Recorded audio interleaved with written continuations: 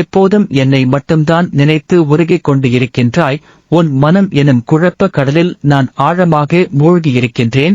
என்னை நீ உன் குழப்பம் என்னும் கடலில் இருந்து வெளியேற்றி வழிபட நான் உனக்கு 1000 சந்தர்ப்பங்களை உருவாக்கிக் கொண்டுதான் இருக்கின்றேன். அதில் இந்த காணொளியும் ஒன்று. என்னை முழுமையாக நம்பிய உயிர்க்கு நான் இதில் காணொளியாக தெரிய மாட்டேன். நீ நினைத்தாய், நான் உன் முன்னே தோன்றிவிட்டேன், அழைத்தாய், வந்துவிட்டேன். இதை உனக்கு நீயே பகிர்ந்து கொண்டு செல்.